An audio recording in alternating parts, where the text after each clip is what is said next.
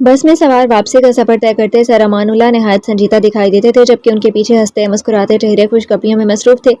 کچھ شریر لڑکے گانے گا کر لڑکیوں کو پٹانے کی ناکام کوشش جاری اور ساری رکھے ہوئے تھے۔ ایک گروپ شعر و شاعری میں مصروف تھا اور دوسرے گروپ میں لڑکے لڑکیاں ایک دوسرے کو فضول لطیفے سنا کر منہ پھاڑ کر ہنس رہے تھے۔ سنابل ان سب سے الگ چپ چاپ کھڑکی کی جانب منہ کیے بیٹھی تھی۔ اس کے برابر بیٹھی تمکین رخ موڑے اپنی باری آ جانے پر لطیفہ سنا رہی تھی۔ کوئی اور موقع ہوتا تو ان لطائف پر سب سے زیادہ سنابل کے قہقہے گونج رہے ہوتے، مگر اب اسے ایک سانحے نے جیسے اس کی بولتی بند کر دی تھی۔ اس نے سب کے سوالوں سے بچنے کے لیے طبیعت خرابی کا بہانہ گھڑ لیا تھا، اس لیے کسی نے بھی اسے تنگ کرنا مناسب نہیں سمجھا تھا۔ کچھ طلباء کے پرزور اصرار پر بس کو سڑک کے کنارے پر روکا گیا، جس کے ایک طرف ڈھابا اور دوسری طرف کریانے کی کچھ دکانیں تھیں۔ لڑکے اور لڑکیاں بس سے اتر کر کھانے پینے کا سامان خریدنے لگے۔ رات کافی ہو چکی تھی اور چونکہ باقاعدہ رات کا کھانا نہیں کھایا گیا تھا، اس لیے سب ہلکا پھلکا ہی کچھ کھا کر گزارا کر لینا چاہتے تھے۔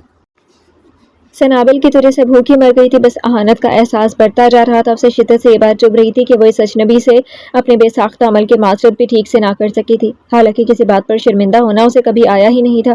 وہ ہمیشہ اپنی غلطیوں پر ڈٹائی سے مسکراتی رہتی تھی۔ اب نہ جانے ایسا کیا ہو گیا تھا کہ وہ شخص اور اس کا رویہ اسے ندامت کی اتھاہ گہرائیوں میں گرا رہا تھا۔ تمکین نے باہر جاتے ہوئے اسے بھی ساتھ لے چلنے کو کہا، مگر وہ اپنی جگہ سے ایک انچ نہ ہلی تھی۔ منہ ہنوز کھڑکی کی طرف کیا ہوا تھا۔ روشنیوں سے بھرے شہر لاہور میں اس وقت عجب ہلچل مچی تھی۔ سڑک پر گاڑیوں کے کان پھاڑ آوازیں اور مختلف لہجوں اور زبانوں میں بولتے لوگوں کا جمع غفیر تھا۔ اس کے پار ہی وہ شاندار ڈھابا تھا جس کے باہر چھوٹی چھوٹی گول میزیں اور ان کے گرد چار چار کرسیاں لگائی گئی تھیں۔ لوگ ہر غم و فکر سے آزاد وہاں بیٹھے کھانا کھا رہے تھے۔ سنابل کی خاموش آنکھیں ان چہروں کا طواف کرتے ہوئے ڈھابے کے پاس ایک کھنڈر نما گھر سے جا ٹکرائیں۔ اس ویران گھر کی ٹوٹی ہوئی دیوار کے ساتھ کوئی ٹیک لگائے کھڑا تھا۔ اندھیرے کے سبب اس کا چہرہ دکھائی نہیں دے رہا تھا، مگر وہ اسے پہچان گئی تھی۔ وہ 100% وہی تھا جسے صبح عجائب گھر میں دیکھ کر مورتی سمجھتے ہوئے وہ گلے لگا بیٹھی تھی۔ اچانک وہ بجلی کسی تیزی سے اپنے سیٹ چھوڑ کر بس سے باہر نکل آئی۔ بھاگتی ہوئی مختلف ذرائع آمد سے بجتی بجاتی وہ ڈھابے پر آن رکی، مگر اس ٹوٹی پھوٹی دیوار کے ساتھ اب کوئی نہیں کھڑا تھا۔ اس کی متلاشی نگاہوں میں بے یقینی کا سمندر ٹھاٹھے مار رہا تھا۔ ابھی یہی تو تھا، کہاں گیا؟ وہ بڑبڑائی تو کوئی سن نہ سکا، مگر اندھیرے میں گم ایک وجود بخوبی سن سکتا تھا۔ سنابل کو خود پر ازحد غصہ آیا تھا۔ اپنی بے اختیاری پر لعنت بھیج کر اس نے قدم موڑ لیے تھے۔ دماغ خراب ہو گیا تمہارا سنابل، پاگل ہو گئی ہے تم۔ مانا کہ وہ لڑکا ہینڈسم تھا، مگر اتنا بھی نہیں کہ تمہیں ہر جگہ دکھائی دے۔ گاڑیوں کے ہارن لمبے لمبے ڈگ بھرتے اس کے قدموں کو روک نہیں سکے تھے۔ وہ بس کے قریب پہنچی تو اس اجاڑ گھر کے کسی کونے سے وہ نکل کر پھر سے دیوار کے سہارے آ کھڑا ہوا تھا۔ سنابل بس میں آ کر بیٹھی تو اس کا سانس کسی حد تک پھول گیا تھا۔ سیٹ کی پشت پر سر ٹکا کر اس نے خود کو پرسکون کیا، مگر اندر کے اٹھتے طوفان نے اسے بے چین کر دیا تھا۔ اس کی آنکھیں بند تھیں، مگر اسے محسوس ہو رہا تھا کہ کھڑکی سے نظر آتے اس ویران گھر میں کھڑا ایک پراسرار شخص اسے دیکھ رہا تھا۔ اچانک اس سیاہ پتھر کے مجسمے نے حرکت کی اور ہوا کسی تیزی سے وہاں سے نکل کر بس کے پیچھے آن رکا۔ سنابل نے ہلکا سا رخ موڑ کر دیکھا۔ سیاہی کا لبادہ اوڑھے وہ گھر سنسان تھا۔ یہ سب یقیناً اس کا وہم تھا۔ اس نے پھر سے پلکیں موند لی۔ بس کے پچھواڑے سے چپکے اس شخص کی آنکھوں میں گہری سرخ چمک تھی۔ وہ دھیرے سے آگے بڑھا اور بس میں سوار ہو گیا۔ ایک شدید جھٹکا اندر بیٹھے ہوں کو لگا تھا۔ سب آنکھیں پھاڑ کر ادھر ادھر دیکھنے لگے۔ اندر آنے والے کی قدموں کی چاپ کسی کو سنائی نہیں دی اور نہ ہی وہ خود کسی کو نظر آیا تھا۔ بس چند لمحوں تک وہ ڈگمگاتی رہی، یہاں تک کہ وہ سنابل کے بغل والی کرسی سنبھال گیا۔ بس چند لمحوں تک ڈگمگاتی رہی، یہاں تک کہ وہ سنابل کے بغل والی کرسی سنبھال گیا۔ سنابل نے پٹ سے آنکھیں کھول دی۔ پہلو میں کوئی نہیں تھا، تو پھر اسے ایسا کیوں لگا جیسے کوئی اس کے پاس آ کر بیٹھا ہو؟ سر جھٹک کر اس نے پھر سے آنکھیں میچ لی۔ باہر نکلنے والی لڑکیاں اور لڑکے مختلف لوازمات سے بھرے لفافے، چپس اور نمکوں کے پیکٹس ہاتھوں میں پکڑے بس میں داخل ہو گئے۔ تمکین نے سنابل کو نیند میں غرق سمجھ کر اس کے ساتھ بیٹھنا مناسب نہ سمجھا، کیونکہ اس کے فلک شگاف قہقہوں سے اس کے جاگ جانے کا خدشہ تھا، لہٰذا وہ کومل اور اسامہ گروپ فیلوز کے سنگ بیٹھ گئی تھی۔ کیا تمام اسٹوڈنٹس آ گئے ہیں؟ کوئی باہر تو نہیں رہ گیا؟ سر امان اللہ نے بآواز بلند کہا تھا میں پوچھا۔ نو سر، سب آ چکے ہیں، سب نشستوں پر نگاہ دوڑا کر باری باری کچھ اسٹوڈنٹس نے کہا۔ سر امان اللہ نے ایک تائرانہ نگاہ سب پر ڈالی اور ڈرائیور نے ان کے اشارے پر بس سٹارٹ کر دی۔ چنگھاڑتی ہوئی آواز کے ساتھ بس اپنی منزل کی جانب رواں دواں ہو گئی۔ سنابل کو نیند آ گئی تھی۔ کھلی کھڑکی سے آتی ٹھنڈی ہوا اس کے بالوں سے اٹکیلیاں کرنے لگی۔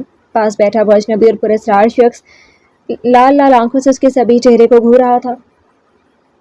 اسے شاہی دربار گئے ہوئے کئی گھنٹے گزر چکے تھے، مگر ابھی تک واپسی نہیں ہوئی تھی۔ سنہری جلے پیر کی بلی کی مانند سارے گھر میں ٹہلتی پھر رہی تھی، جب اچانک کھٹکے سے دروازہ کھلا اور نیلم اندر آتی دکھائی دی۔ اس کے چہرے پر مردنی چھائی تھی۔ آنے والی نیلم صبح یہاں سے جانے والی نیلم سے کس قدر مختلف تھی۔ سنہری کا دل زور سے دھڑکا۔ اس نے بے حال سے نیلم کو جال کیا۔ کیا ہوا نیلم، تم ٹھیک تو ہو نا؟ نیلم کے ہونٹ آپس میں ایسے بھینچے تھے جیسے صدیوں خاموش رہے ہوں۔ نیلم، میں تم سے کچھ پوچھ رہی ہوں، جواب دو۔ اس کی خاموشی پر دل ڈوب کر ابھرا تھا۔ سنہری نے اسے جھنجھوڑ ڈالا تھا۔ نیلم کی متورم آنکھیں آنسوؤں کی ندیاں لٹا رہی تھیں۔ ہم مر گئے سنہری، شہنشاہ نے ہمیں جیتے جی مار دیا، وہ بولی تو لہجہ ہزیمت خوردگی کی انتہا سمیٹے ہوئے تھا۔ کیا کیا شہنشاہ نے؟ شہنشاہ نے ہم سے ہماری زندگی چھین لی۔ آج انہوں نے اپنے دربار میں ہماری موت کا فیصلہ سنا دیا۔ اس کے گلے لگ کر پھوٹ پھوٹ کر رو دی۔ سنہری کا دل پھٹنے لگا تھا۔ نیلم پلیز رو مت، ٹھیک سے بتاؤ کہ شہنشاہ نے تم سے کیا کہا، کیوں بلایا تھا انہوں نے تمہیں؟ اس نے کوئی جواب نہ دیا، وہ بس آنسو بہاتی رہی۔ سنہری پوچھ پوچھ کر تھک گئی مگر اس نے کچھ نہیں بتایا تھا، لہٰذا اس نے بھی اسے کریدنا مناسب نہ سمجھا اور کچھ دیر کے لیے اکیلا چھوڑ دیا۔ اسے اندازہ تھا کہ شہنشاہ نے جہاں زیب کے متعلق باز پرس کی ہوگی، مگر نیلم کو دیکھ کر لگتا تھا جیسے وہ اپنا سب کچھ بار آئی تھی۔ البتہ وہ زندہ سلامت لوٹی تھی، اس کے لیے اس سے بڑھ کر اور کیا ہو سکتا تھا؟ یہ الگ بات تھی کہ اس کی حالت مردوں سے بدتر تھی، تاہم اسے یقین تھا کہ جب وہ سکتے اور صدمے سے نکل آئے گی تو خود ہی سب کچھ بتا دے گی، کیونکہ اب وہ اپنا ہر مسئلہ، ہر الجھن اس سے ہی شیئر کرتی تھی۔ تنہائی میسر آئی تو نیلم اور زیادہ بکھر گئی۔ کمرے کی نیم تاریکی میں اسے شدت سے اپنے ماں باپ یاد آئے تھے۔ کاش وہ اسے چھوڑ کر نہ گئے ہوتے۔ وہ فرش پر اکڑوں بیٹھی تھی، رو رو کر اس کی حالت آدھی رہ گئی تھی۔ ماں باپ جیسے خوبصورت اور بے مثال رشتوں کو کھو دینے کے بعد وہ جہاں زیب سے دستبردار ہونے کا حوصلہ نہیں رکھتی تھی۔ اس رشتے کو تیاگنا اس کے لیے موت کے مترادف تھا۔ یہ کیا کیا آپ نے شہنشاہ؟ کیوں ہم سے جینے کی آرزو چھین لی؟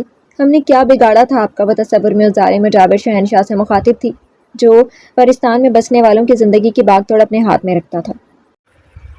اگر اس کے والدین زندہ ہوتے تو آج زندگی مختلف ہوتی، اس کے جینے کے رنگ ڈھنگ الگ ہوتے۔ اگر اس کے والدین ہوتے، کاش وہ ہوتے، کاش جہاں زیب۔ ایک آہ سی اس کے دل سے نکلی تھی۔ درد میں ہمیشہ دل میں رہنے والا ہی یاد آتا ہے۔ اسے بھی جہاں زیب یاد آنے لگا تھا۔ کاش وہ اس وقت اس کے پاس ہوتا تو وہ اس کے کندھے پر سر رکھ کر سارے آنسو بہا دیتی اور وہ انہیں کسی قیمتی متاع کے مانند اپنی انگلیوں میں جذب کر لیتا اور کہتا پلیز مت رو، میں تمہارے آنسو نہیں دیکھ سکتا۔ آج صبح بھی تو اسے چپ کرواتے ہوئے اس نے کہا تھا۔ اس کی کہی گئی باتیں اس کے کانوں میں گونجنے لگی۔ نیلم، یہ آواز جہاں زیب کی تھی۔ اس نے تڑپ کر سر اٹھایا، ارد گرد نگاہ دوڑائی۔ یہ پرستان تھا اور اس وقت وہ اپنے کمرے میں تھی، تو پھر یہ آواز؟ ہاں، آج وہ جب اس کے کمرے سے رخصت ہو رہی تھی تب اس نے پکارا تھا۔ کل آؤ گی نا؟ نیلم کی سماعتیں برف ہو گئی۔ اوہ، یہ سوال بھی تو اسے نے کیا تھا۔ پھر جواب میں کہے گئے اس کے اپنے لفظوں نہیں، ساتوں آسمان اس کے سر پر گرائے تھے۔ ہاں، ہم ضرور آئیں گے۔ کل اگر موت بھی آ گئی تو اس سے بھی لڑ جائیں گے، مگر آپ سے ملنے آئیں گے جہاں زیب، یہ ہمارا وعدہ ہے آپ سے۔ اس کا وجود زلزلوں کی زد میں آ گیا۔ وہ کرنٹ کھا کر اٹھ کھڑی ہوئی۔ اس نے جہاں زیب سے کیسا وعدہ کر لیا تھا؟ اس کا دم گھٹنے لگا اور سر چکرانے لگا۔ اب وہ رہ رہ کر پچھتا رہی تھی۔ اس کے آنسوؤں میں مزید شدت آ گئی تھی۔ رات کافی گہری ہو چکی تھی۔ شیزا اور عنایا سو گئی تھیں اور اس کے گروپ کے 2 لڑکے عمر اور نعمان بھی بہت دیر تک گپے ہانکنے کے بعد اپنے کمرے میں نیند کے مزے لوٹنے کو چلے گئے تھے۔ حورین کو ابھی تک نیند نہیں آئی تھی۔ اسے ویسے بھی اپنے کمرے کے سوا کہیں نیند نہیں آتی تھی۔ کبھی آ بھی جاتی تو اس کا دورانیہ ہمیشہ 1 گھنٹے سے کم ہی رہتا تھا۔ نہ جانے آج یہ پہاڑ جیسی رات کیسے گزرنے والی تھی۔ اس کا ارادہ اب ناول پڑھنے کا تھا۔ کتابوں کی شوقین حورین اپنے سفری بیگ میں کپڑوں سے زیادہ کتابیں رکھی تھیں، سو وہ ایک دلچسپ عنوان کی کتاب اٹھا کر پڑھنے لگی۔ اس کے بیڈ کے پاس والی کھڑکی کھلی تھی۔ یہ وہی کھڑکی تھی جسے وہ میدان اور اس کا خزان رسیدہ درخت صاف نظر آتے تھے، لیکن اس وقت پردے گرے ہوئے تھے، اس لیے باہر کے تمام مناظر وہ دیکھنے سے قاصر تھی۔ اس کی ساری توجہ کتاب پر مرکوز تھی۔ صفحے پلٹتی حورین کو وقت گزرنے کا پتہ ہی نہ چلا۔ رات ڈھلتی گئی اور کمرے میں سناٹا بڑھتا چلا گیا۔ ٹک ٹک ٹک، گھڑی کی سوئیوں کی آواز سناٹے کو جی رہی تھی۔ تبھی کھڑکی پر پڑے موٹے گرم پردے آہستگی سے کھسکنے لگے اور یہاں تک کہ کھڑکی کے کھلے پٹوں کے پیچھے چھپ گئے۔ کھڑکی سے اندر جھانکتا چاند اس گھنگریالے بالوں والی لڑکی کو دیکھنے لگا۔ تیز ہوا اندر داخل ہوئی اور کتاب کے صفحے پڑھانے کے بعد اس کے بالوں کی لٹیں ادھر ادھر کرنے لگی۔ حورین نے سر اٹھایا تو اسے اچنبھا ہوا۔ اس نے خود پردے گرائے تھے تو پھر کس نے انہیں کواڑوں کے پیچھے ارسا تھا؟ کتاب رکھ کر وہ اٹھ کھڑی ہوئی۔ گھڑی پر نظر پڑی تو رات کے 3:30 بج رہے تھے۔ ابھی 2 گھنٹوں میں صبح ہونے والی تھی، لہٰذا اس نے پردے برابر کیا اور آرام کرنے کی غرض سے لیٹ گئی۔ اف، اس کے بال کھلے تھے اور اسے کبھی بھی کھلے بالوں میں نیند نہیں آتی تھی۔ وہ پھر سے اٹھ بیٹھی۔ پردے کے پیچھے سے آتی ٹھنڈی ہوا نے اسے بے اختیار کپکپانے پر مجبور کیا تو اس نے کھڑکی بھی بند کر دی۔ آئینے کے سامنے استادہ ہو کر اس نے بال لپیٹنے شروع کیے۔ اس کے گلے میں پڑا 3 نگوں والا لاکٹ اندھیرے میں بھی جگمگ کر رہا تھا۔ گھنگریالے بالوں کا جوڑا بناتے حورین کے ہاتھ ٹھٹک کر وہ یکدم چونک کر اپنے آئینے میں دیکھنے لگی۔ گول گلے اور پورے آستین والے گلابی فراک میں وہ کوئی پری لگ رہی تھی۔ اس کی دمکتی رنگت حیرت سے فک ہو گئی۔ دائیں ہاتھ سے گردن اور کندھے ٹٹولنے کے بعد اس نے بستر اور پھر پورا کمرہ چھان مارا، کوئی کونا کھدرا نہ چھوڑا تھا۔ ہر جگہ دیکھ لیا، دوپٹہ کہیں نہیں تھا۔ پھر اسے یاد آیا کہ شاید وہ دوپٹہ اسی درخت کے پاس چھوڑ آئی تھی۔ کھڑکی کھول کر اس نے باہر جھانکا تو ایسا گھوپ اندھیرا چھایا تھا کہ کچھ بھی نظر نہ آیا۔ وہ موبائل اٹھا کر کھڑکی سے ہی باہر نکل آئی، کیونکہ وہ جانتی تھی کہ اس وقت پورا ہوٹل کا داخلی دروازہ بند ہوگا۔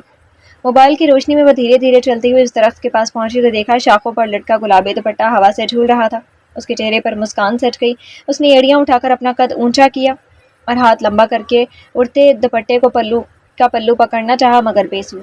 البتہ بار بار کوشش سے وہ کامیاب ٹھہری تھی اور آخرکار پلو ہاتھ میں آ گیا، مگر جیسے ہی اس نے دوپٹہ کھینچا وہ تار تار ہو گیا۔ اس کے ساتھ ایک بھیانک چیخ فضا میں بلند ہوئی اور بے شمار سوراخ دوپٹے سے جھانکنے لگے۔ اس دل تو اس چیخ پر اس کے رونگٹے کھڑے ہو گئے۔ اس نے سوچا شاید کہیں کوئی تکلیف میں تھا، سو دوپٹہ وہیں چھوڑا اور موبائل کی روشنی میں بے سمت چلنے لگی۔ دور سے آتی لکڑ بگڑ کی آواز ماحول کی ہیبتناکی میں اضافہ کر رہی تھی۔ وہ بہت آگے تک گئی، یہاں وہاں، حتیٰ کہ پورا وسیع میدان دیکھ لیا، مگر وہاں کوئی نہیں تھا۔ یکایک ہوا کا ایک تیز جھونکا اسے چھو کر گزرا تو بندھا ہوا جوڑا کھل گیا اور گھنگریالے بال اڑنے لگے۔ اپنے بالوں کو چہرے سے ہٹا کر اس نے چہار سو دیکھا، ہر سمت ہو کا عالم تھا۔ تو پھر کون تھا جو چیخا تھا؟ موبائل پر بیٹری لو کی اطلاع آئی اور دیکھتے ہی دیکھتے جگمگاتی اسکرین گل ہو گئی۔ حورین کو گھور اندھیرے میں ہلکا سا خوف محسوس ہوا۔ اس نے خود کو ڈپٹا کہ رات کے اس وقت وہ یہاں کیوں آئی تھی۔ چنانچہ تیز قدم اٹھاتی وہ ہوٹل کی طرف بڑھنے لگی۔ اسے اپنے پیچھے قدموں کی چاپ سنائی دی تو اس نے مڑ کر دیکھا، مگر وہاں کون تھا؟ کوئی بھی نہیں۔ شاید نہیں، یقیناً مجھے وہم کی بیماری لگ گئی ہے، اس نے کڑ کر سوچا تھا۔ قدموں کی آواز ہنوز سنائی دے رہی تھی، یوں جیسے کوئی اس کے پیچھے بھاگ رہا ہو۔ اس نے کان لپیٹے اور چال میں مزید تیزی لاتے ہوئے نظریں سینہ تان کر کروفر سے کھڑے ہوٹل پر جما لی۔ وہ کھڑکی سے چند گز کے فاصلے پر تھی جس کے ذریعے اس نے اپنے بیڈ تک پہنچنا تھا۔